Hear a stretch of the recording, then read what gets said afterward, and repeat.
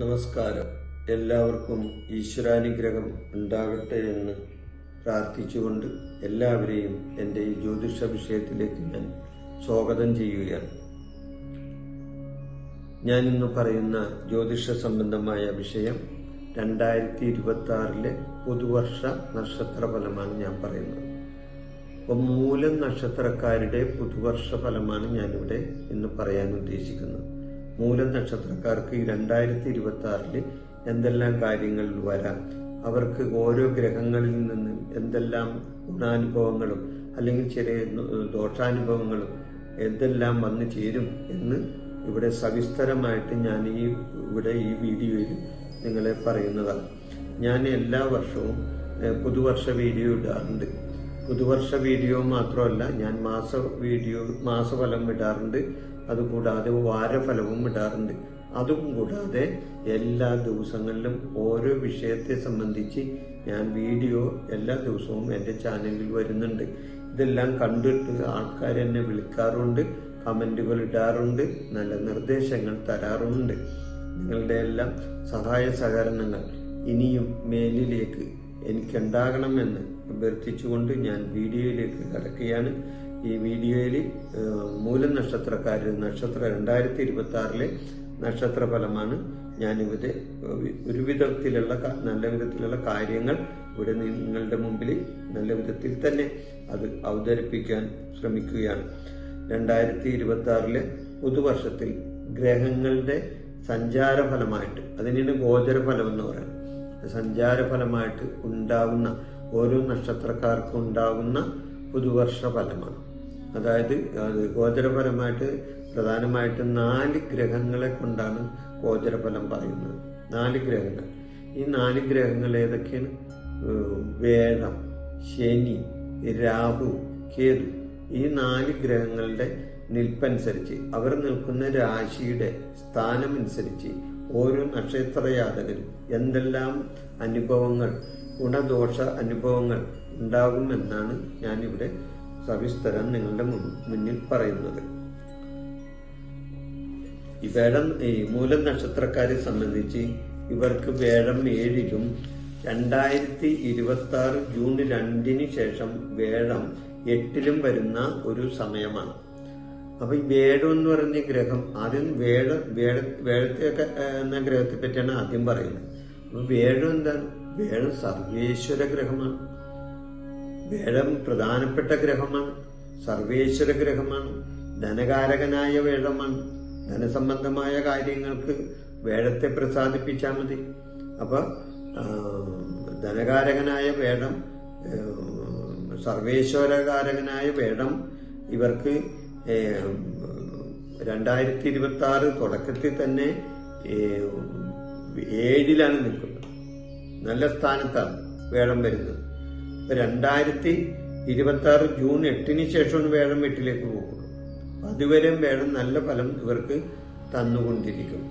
അപ്പോൾ വേഴം പ്രസാദിച്ചാൽ മറ്റ് ഗ്രഹങ്ങളും പ്രസാദിക്കും എന്നുള്ള ചൊല്ലും ഈ ജ്യോതിഷത്തിലുണ്ട്. അപ്പൊ അതുകൊണ്ട് പിന്നെ മറ്റ് ഗ്രഹങ്ങൾ എവിടെയൊക്കെയാണ് നിൽക്കണേന്ന് നോക്കാം.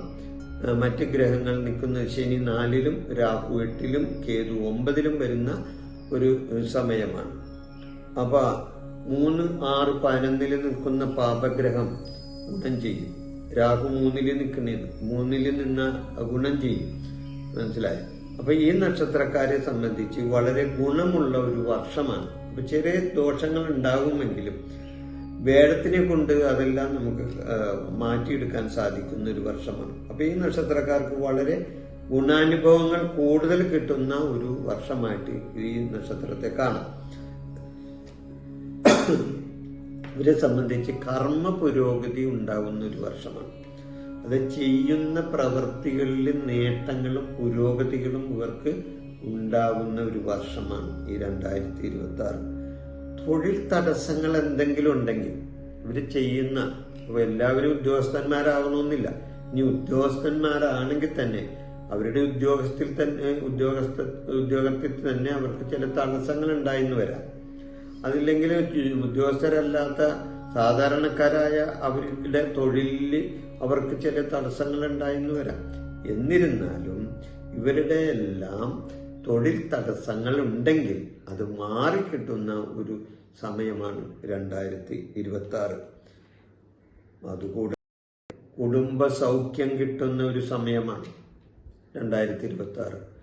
2026 കുടുംബസുഖവും ഗ്രഹപുഷ്ടിയും കുടുംബസമാധാനവും എല്ലാം ഈ നക്ഷത്ര ജാതകർക്ക് കിട്ടാവുന്ന ഒരു സമയമാണ്.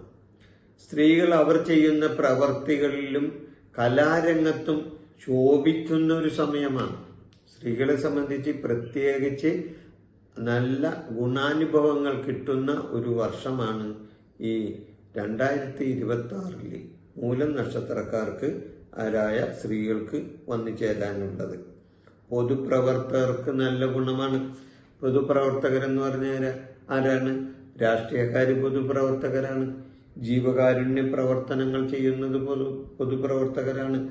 സാംസ്കാരിക അതായത് സാമൂഹ്യ സാംസ്കാരിക രംഗത്ത് പ്രവർത്തിക്കുന്നവരൊക്കെ പൊതുപ്രവർത്തകരാണ്. ഇവരെല്ലാം ജനങ്ങളുമായി സഹകരിച്ച് അല്ലെങ്കിൽ ജനങ്ങളുമായി ഇടപഴകി പോകുന്നവരാണ്. അപ്പൊ ഇവരെ സംബന്ധിച്ച് രാഷ്ട്രീയക്കാരാണെങ്കിലും മറ്റു പൊതുപ്രവർത്തകരാണെങ്കിലും അല്ലെങ്കിൽ സാംസ്കാരിക പ്രവർത്തകരാണെങ്കിലും അല്ലെങ്കിൽ സാമൂഹ്യ പ്രവർത്തകരാണെങ്കിലും ഇവരെല്ലാം സംബന്ധിച്ച് പൊതുവെ ഒരു നല്ല സമയമാണ് ഈ 2026. ആദരവും പ്രശസ്തിയും പുരസ്കാരങ്ങളും അനുമോദനങ്ങളും ഇവർക്ക് കിട്ടാവുന്ന ഒരു വർഷമാണ്. മനസ്സിലായ? ഇവരെ സംബന്ധിച്ച് ഇവർക്ക് ഏറ്റവും നല്ല ഗുണാനുഭവങ്ങൾ ഇവരെ തേടി വരുന്ന ഒരു സമയമാണ്. ഞാൻ ഈ നേരത്തെ പറഞ്ഞ ആൾക്കാരെ സംബന്ധിച്ച് ദീർഘകാലമായി അനുഭവിക്കുന്ന രോഗത്തിന് ശമനമുണ്ടാകും. ഇവരെ സംബന്ധിച്ച് ഈ മൂലം നക്ഷത്രക്കാര് ദീർഘകാലങ്ങളായിട്ട് രോഗികളായിട്ടുള്ളവരാണെങ്കിൽ അവരുടെ രോഗത്തിന് ശമനം ഉണ്ടാകുന്ന ഒരു വർഷമാണ്.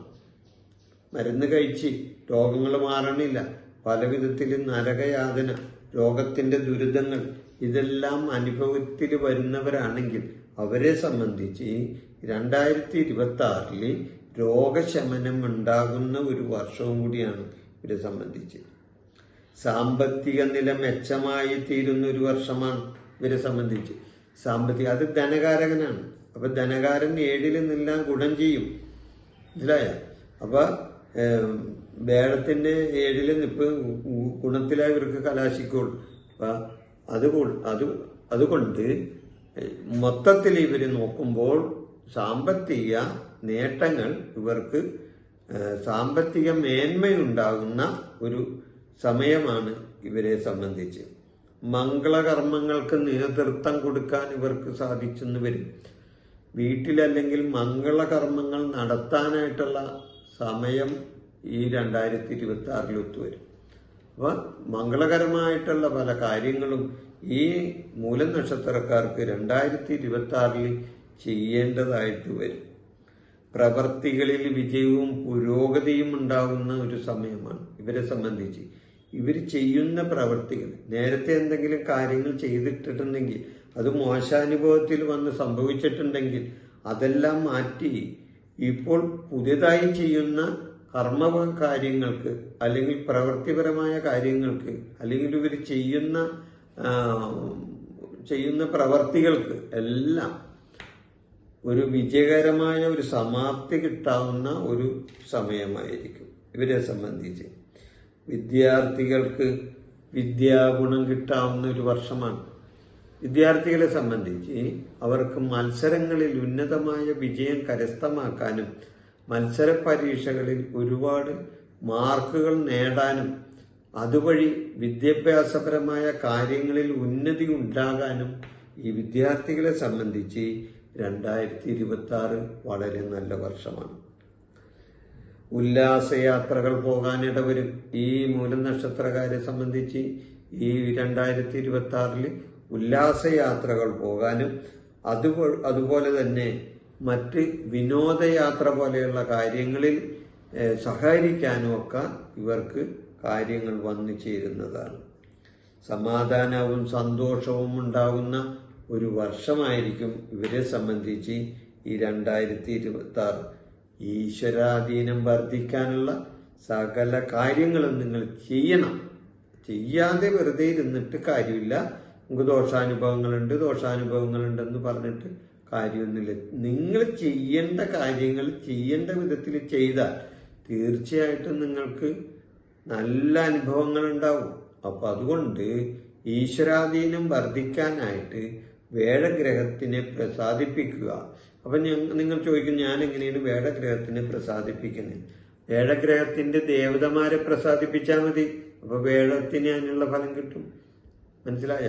അപ്പൊ വേഴഗ്രഹത്തിന്റെ ദേവതമാരാരാണ്? മഹാവിഷ്ണുവും കൃഷ്ണനും ഒക്കെയാണ്. അപ്പൊ മഹാവിഷ്ണുവിനെയൊക്കെ ഇവരുടെ ദിവസം വ്യാഴാഴ്ചയാണ്.